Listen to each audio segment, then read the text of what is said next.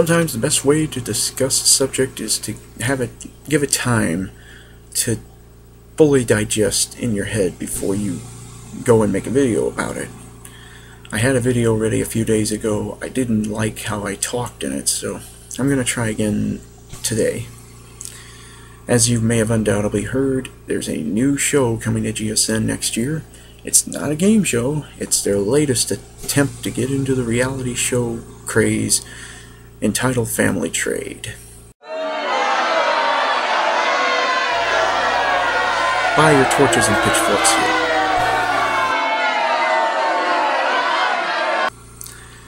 Family Trade. Before you just assume it's another Steve Harvey Family Feud spinoff, let me explain the premise. It takes place in a used car dealership in Vermont, to my knowledge, run by James Carville's older cowboy brother.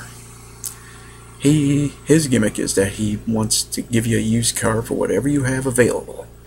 And some of the stuff that has been mentioned he's going to give away for used cars in the show has been maple syrup, coffins, and if you saw the commercial during the Bible Challenge finale, pigs. Because everybody knows that a used car for a pig is a fair trade. Right from the start, does it just sound like it's a bad Saturday Night Live sketch waiting to happen? That's what it sounds like. It doesn't sound to me like it's intriguing television. I know that GSN desperately wants to be more than just a bottom of the food chain kind of network. And I understand reality and talk and all this garbage, to me it's garbage, is big business right now. But at least with the reality shows that are successful, they're not all completely bonkers, off-the-wall stuff. This just doesn't sound like an intriguing idea for TV. It sounds bad just from the synopsis. And if you get the feeling that it's bad from the start, who's going to really watch it? And it'd be one thing if this was like their second or third attempt at doing it. Maybe they could just say, well, it was a fluke, our ideas have been refined. They've tried this kind of stuff more than once. From Chuck Woolery to Carney Wilson to shows that featured reality in a way like Hidden Agenda, Instant Recall, their acquisition of Dancing with the Stars, the less we talk about that the better. None of them have worked. They've all destroyed the time slots they've been in and made GSN scramble to find a replacement. And you'd think, coming off the wild success of Bible Challenge, now I know I said it's probably not going to last. I'll be the first to admit I was wrong. It performed very spectacular in the ratings. It's the best GSN show by far they've ever had. So I'll give it credit where credit is due. It did wonderfully. You want to know why it did wonderfully with the audience?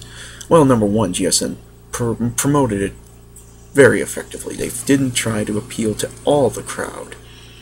But also, the ones they did appeal to saw it was a game show. What a novel concept. A game show on Game Show Network. I know, stop the presses, but I really do think that people enjoyed the fact that GSN had a traditional-looking show that focused on a subject that really hasn't been tackled too often by big networks, or even smaller networks for that matter. Insert comments about shows that have been on very small networks here. But Bible Challenge was a game show. The Pyramid I liked. I know it's probably not going to come back because of the ratings. I like Pyramid though because it was a traditional game show. Do you ever notice the stuff that people approve have been traditional game shows? The stuff that has been roared on the loudest has been your reality crap. So why do you keep doing it?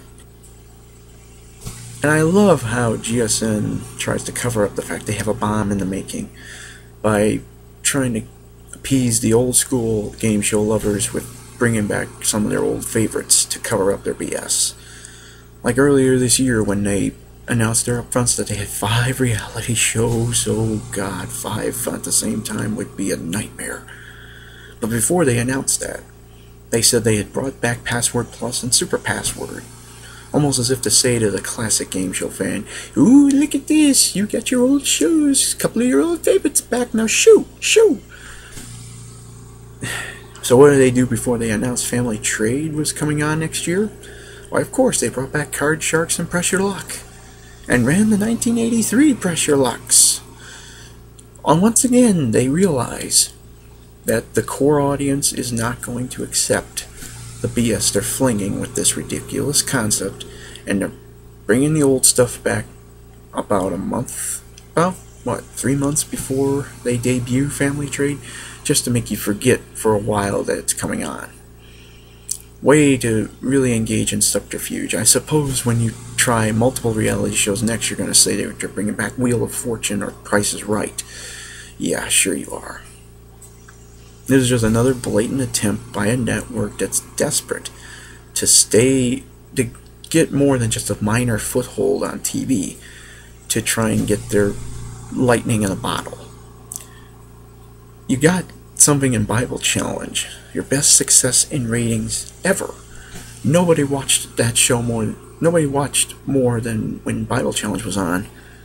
Why did they watch it? Well, you promoted it effectively. It won a few times you did with a show, and you had a game show. Bible Challenge at its core is a simple trivia game. What's wrong with just having a traditional game show on a game show network? There's nothing wrong with that. If you do it right, like you did with Bible Challenge, it could be a very good ratings getter. As much as I hate the fact that you replay it 50,000 times a day, Steve Harvey's Feud is getting you good ratings. Why? Because it's a game show. Ever notice that? Your highest rated shows are game shows. What is the big mystery? Why do you keep going back to stuff you know is going to fail? Family Trade, even without the ridiculous concept, is not on the right network. If I want to watch Pawnbrokers, and this is basically just a pawn show, I'll go and watch Pawn Stars or something like that. It doesn't really appeal to me. It doesn't appeal to many of the viewers you're trying to covet. Gold Hill, Damie Davis, you're not on Bravo anymore. You're not going to have a queer eye for the straight guy. It's just that simple. Go back to the drawing board, develop some game show ideas, stuff that people on the network, that watch the network, want to see, and then maybe you can get that network out of the gutter you have it in, for the most part beyond Bible Challenge, and people might start watching it more. What's the mystery? Basically, what's going to happen with Family Trade? It's going to get its 8 or 9 episode run. It's going to start off so-so probably, and then fall into the tank like Dancing with the Stars, and we're going to forget about it, just like we did Dancing and Beat the Chefs. Big surprise. And then James Carville's brother can go back to anonymity and having breakfast with his syrup and ham, and the kids can be ignored, and maybe we can get some game shows on this network that are worth our time, not this reality bull crap. Au contraire, mon capitaine!